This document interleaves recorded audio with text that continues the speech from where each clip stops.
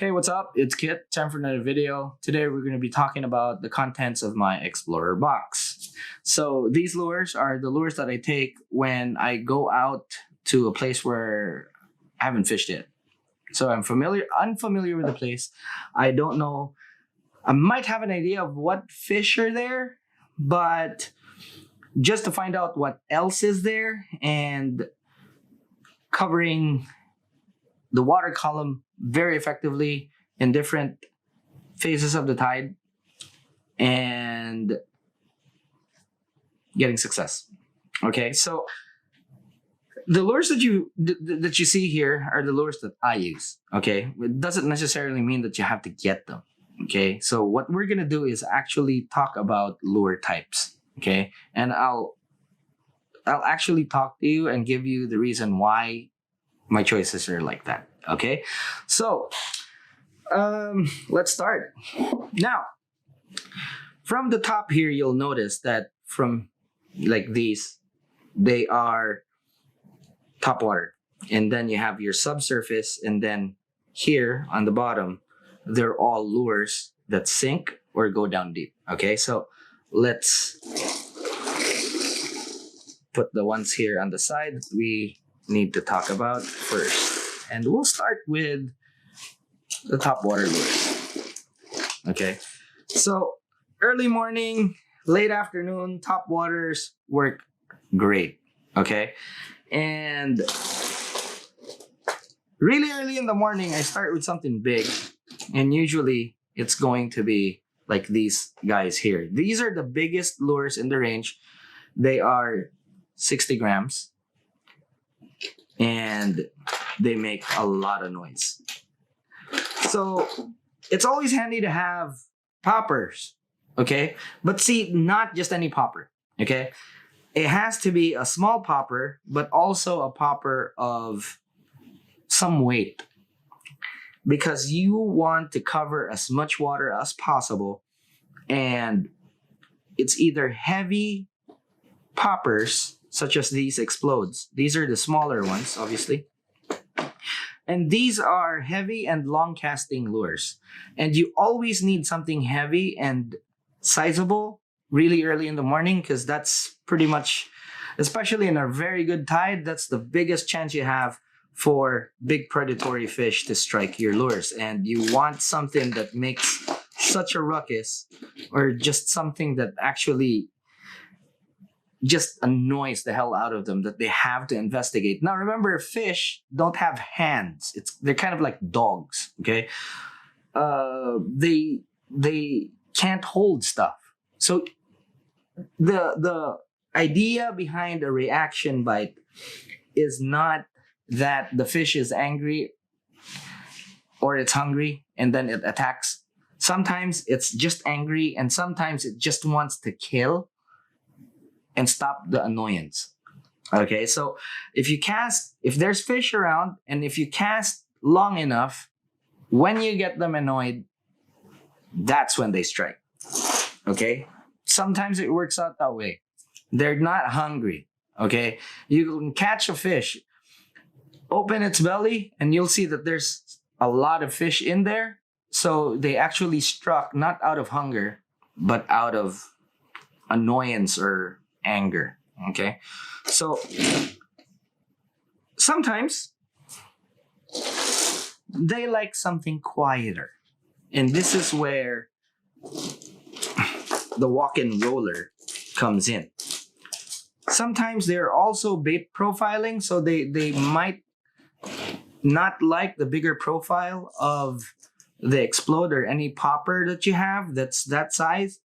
So you go into something smaller. Now, if you compare, you can see that they're actually about the same length. And this one has a slimmer profile. It's a long casting lure. It's a max wrap, and max wraps have this weight transfer system in them that enables you to cast farther. So when you find yourself with finicky fish, or when the sun is actually kind of risen up a bit, try these. They're a bit quieter. We can work them like a pencil a stick bait actually, because they kind of have a similar, not a similar action, but they can have a walk the dog action. So pencil poppers, which these are, they fall into that category of this size, is a very good general surface lure. Okay. Now, for me, the biggest takeaway with the walk and roller is the fact that when you kind of get tired, you can just reel it in slowly and it has an automatic walk the dog function. So it kinds of double up as something like this, that it's just purely walk the dog. Now, the thing with these is that they still splash a bit. So they still give off that little bit of splash, spitting, a spitting action. Okay, unlike these that just go boom, these actually have a more subtle action. And pencil poppers are always very good to have because you can work them several ways. And when the fish start biting on the surface and suddenly they kind of stop, use one of these, they'll eat it. Okay, now when the bite kind of slows down even farther, you can use walk the dog minnows such as these skittervies. Stick baits would work as well. Floating stick baits, they're kind of similar, in which you could also do the walk the dog with. But look at the size. Okay, so for me, this is probably, for top waters, this is a very good all around size, and I've even caught groupers on this. Hamur. Okay, what we call them here. Now, the reason why these work so well is because not only are they very easy to use, but once you have that walk the dog motion, it gives off some sound. Okay, and these guys also kind of have a rattle, but it gives off that sound. It's a bit more subtle. It's kind of like a swishing sound. Okay, you can get that kind of swishing sound with this, but like I said, it still spits. But these guys here, you'll have a wake. You know, it goes really, really nice. And of course, since these are meant to be walked, they have a bit more angle on them when you walk them, and you can work them really slow, and you can stop and go, and it just drives fish nuts. So always a very good lure to have around. Now, then you'll have your midwater. I usually use these when the sun's already up and I need to kind of plumb the bottom. Now, the unique thing about these lures is that most of them, if not all of them, are actually very long casting lures. Okay, now let's get that out so that you'll see the gist. Okay, so with these lures, again, if you find yourself in a place where they're profiling bait that are like this big, especially when they're chasing after fish like mullet, this is a very good lure to have. As far as the size is concerned, it is a 14, a size 14. All right, so this is a triple X wrap, and we've changed the name of this. It's actually the X-Wrap Long Cast. And what these are heavy lures, okay, that you cast out with really great action. You could reel them in really, really fast, and they swim really well. So color is, of course, with your preference, but always cast colors that you like, because you end up casting them more. It's not really something that, you know, it's kind of standard, but I pick some weird colors up and they catch because I like the colors, you know. So I end up casting longer with those lures. So the lure that's in the water is the one that's going to catch the fish. It's just the way it is. So something that's heavy and sizable, as big as this, they're great for fishing off of rocks. I use this a lot in Fujera, and even on a boat. So this is great because it has really good profile. It's like a size of a common bait fish, really. So the size is good, the action, the swimming action. And one thing that's very important to me is the stability of the lure when you crank it in really fast. It's not when you're working it slow, it's when you're reeling it in fast. So when you're reeling it in fast, it zigzags, and most lures actually kind of just spin out. So yeah, this has been a very good and constant producer for me. I don't know if you could see it clearly, but there's actually bite marks on this one. So yeah, love that lure. Now, another subsurface type lure would be these. These are max wraps. Okay, so two sizes. Slim minnows. I honestly believe that you should have slim minnows in your arsenal. And the reason being is that slim minnows, they imitate ballyhoo.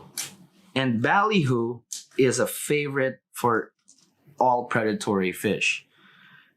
So max wraps, I've found, are the perfect width and length for common sizes of ballyhoo. I mean, you have smaller ones in shallower water, and then you have these 17s for, ocean facing areas. And they work well, they cast well, you can jerk them. I mean, I troll them off of a kayak too. They just work great. So these don't go as deep. Okay. They dive down to about a meter, which is where the ballyhoo swims. Okay, so that's kind of like their depth range, and they're particularly good in areas where you see ballyhoo. And ballyhoo are almost everywhere. So when you found yourself in an area where there's some ballyhoo swimming around, long minnows. Okay, so again, this is exactly why I have them in my box. And then we go to the deeper, super. Okay, so these are heavy minnows. They go deep, they cast far. That's really a no-brainer. Okay, so run heavy minnows, proven lethality everywhere. They catch fish, period. They're heavy. They're small ones. These are the, I believe these are the 90s. Okay. There are bigger ones, up to 110. Okay. They swim great.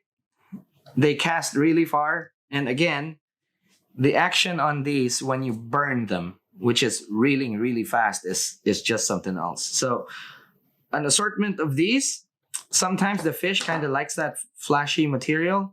Sometimes they don't. So I carry around different colors. These two being some of my favorite, including the orange one. All right, so more on the size, and these two as well. So these guys are heavy. They cast really far. They cast like bullets. Okay, so it's a way for you to actually fish when the sun's really high up and when the fish are far. So you can get really good range with these. Okay, so run heavy minnow. Now these two kind of look the same, but one has a lip and the other doesn't. Okay, now this is the X-Wrap Magnum Cast. This was released, I believe, last year, and they were released together. Now with the one without the lip, since it doesn't have the extra drag, you can get a bit more distance with this, but not by much. Now, the thing with these is that they are great for areas where there are smaller mullet. Okay, and you can work them almost. Okay, there's no way for you to mess it up. Okay, you can jerk them, you can let them drop, because these guys actually flutter on the way down. So you can fish them on the fall. You can fish them countdown style. You can fish them on the surface, especially this one as a stick bait, because it's a mini stick bait. It's a small stick bait, I would say.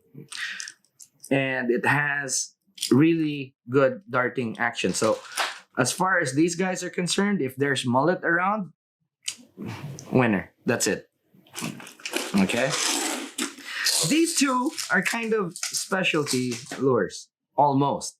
You don't really see a lot of X-Rap Magnum 10s being cast. Okay. Well, the reason being is that a lot of people label this as a trolling lure as opposed to a casting lure. But it is a trolling and a casting lure, so you could do both. You need a stiff rod to fish this, and it's great around rocks with drop-offs that are really close to shore because it is just so effective. I mean, ladies and gentlemen, boys and girls, this is the world's best trolling lure, bar none. All right, so we know it works.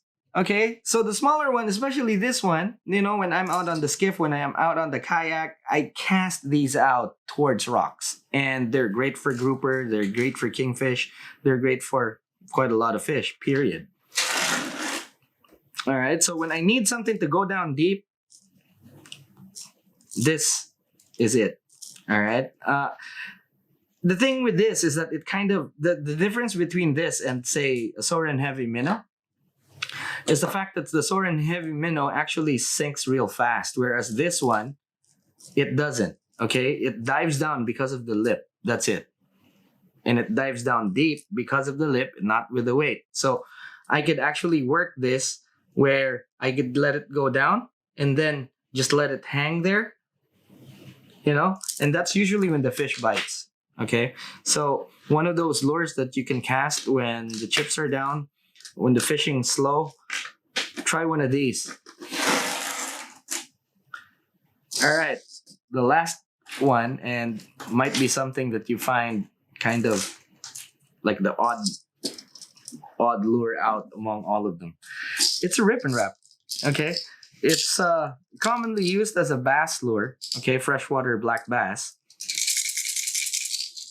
Has a really loud rattle that you can hear, and believe it or not, you can even feel on the rod when it's moving. Now, this is great for when the water's murky and when there's a little bit of a current. What you do is just cast it out, and it casts great because it's heavy. This thing is 20 grams. Okay, so you can cast it a long way. I've caught the Dorado with this, by the way. So they work offshore as well, but it's kind of crazy, but it works. So groupers, snappers, they love this. I've caught sherry, hamor on this, no problem. You cast it out, you let it sink, and then you work it like a jig. So you jerk it, it goes up, and then it vibrates on the way down, you know, and fish love it. When there are several instances, okay, it's up to you to figure that out. What those other instances are, I've already said about dirty water, but it's quite useful. All right. So when there's a lot of current and then the water's murky, this is one of the best lures that you could ever use. All right. So yeah, well, that's my Explorer box, and I'm always happy to share. So if you guys have actually suggestions, please leave it in the comments below. I really hope that you learned something in this and that proves quite useful to you. Okay, so again, just to show you the lures.